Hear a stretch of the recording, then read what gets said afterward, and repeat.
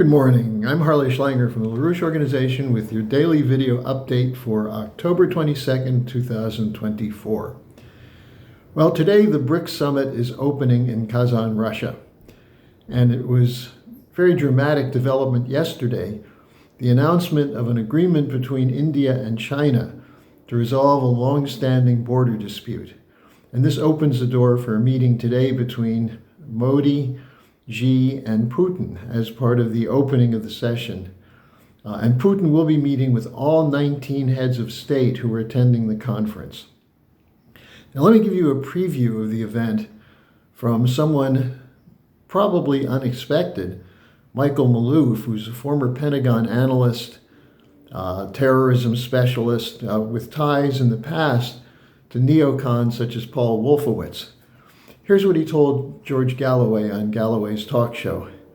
He said he expects a move to a, quote, more inclusive economic system, unquote, as nations move out from under the U.S. rules-based order. He said, quote, we're going to be seeing challenges to the hegemony of the dollar and the weaponization of the dollar and the Western system.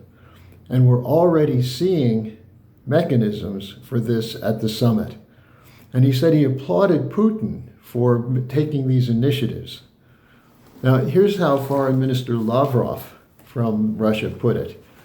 He said, the BRICS is, quote, committed to enhancing the combined potential of its nations and devising collaborative strategies for harnessing these potentials for mutual benefit, unquote, through formulating projects, quote, based on real-world needs, unquote, which to me sounds like he's saying on physical economy as opposed to monetarist policy.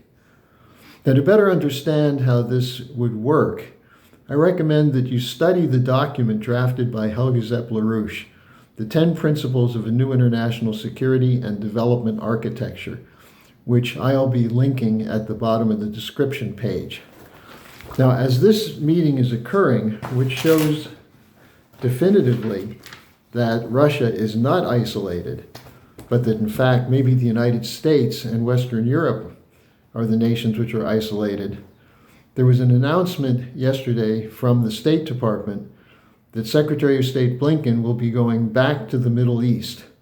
This will be his 11th trip to restart ceasefire negotiations. Sending Blinken to start ceasefire negotiations is like sending an arsonist armed with cans of gasoline to put out a fire. Blinken is part of a grouping in the collective Biden, which is committed to continuing these wars on behalf of their controllers, namely the international global cartels from especially the military-industrial financial complex, which need wars precisely to stop developments like what's occurring with the BRICS. Now, the line that's being presented to Netanyahu, presumably from Biden and Blinken, is, quote, use your success in murdering Sinwar and Nasrallah, unquote, as an opportunity to end the war in Gaza. Now, first of all, it's not really a war in Gaza. It's a collective punishment of the Palestinian people as part of a plan, a long-held plan by Netanyahu, to end the Palestinian problem by ending the presence of Palestinians in Palestine.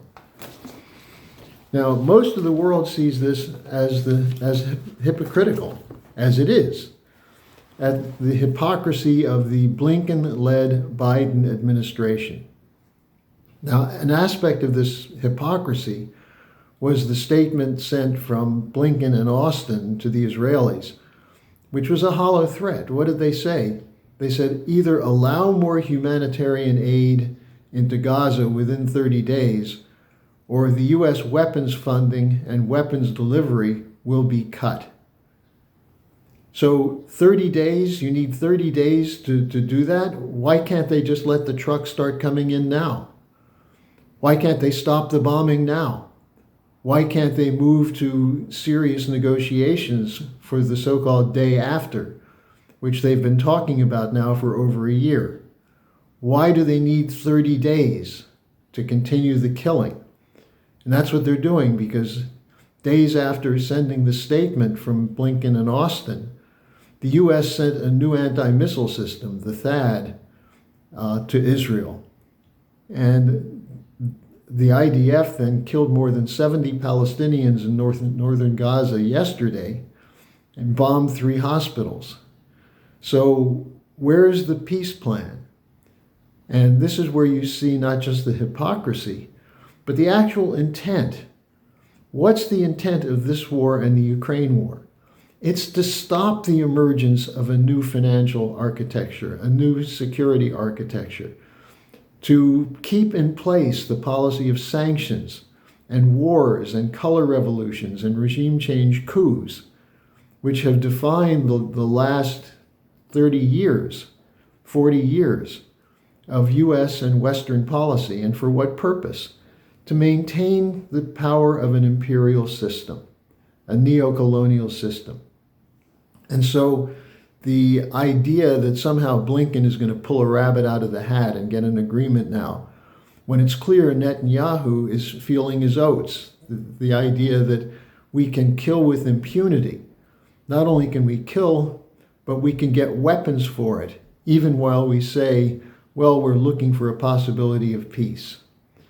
So the BRICS summit is occurring at a moment where the world is moving toward war, but at the same time moving toward cooperation. Now, as for Ukraine, the European Parliament is pushing through a 35 billion euro loan package for Ukraine, which will provide more weapons to a man, Zelensky, who's threatening to develop nuclear weapons if he's not allowed into NATO. So this is what we've been warning for the last years, that the intention of the Western cartels is to sustain a looting policy which will prevent the emergence of a new strategic architecture, with which what Putin has proposed would take up the legitimate security concerns of all nations. And that's what the BRICS as an inclusive operation that is bringing in every country, including allowing the United States and Western Europe to participate in the overall programs that are being launched. That's the difference between the unipolar rules-based order pushed by that failed salesman Blinken, as opposed to the idea of an all-inclusive development order. So take a look at Helga Zepp-LaRouche's fundamental principles.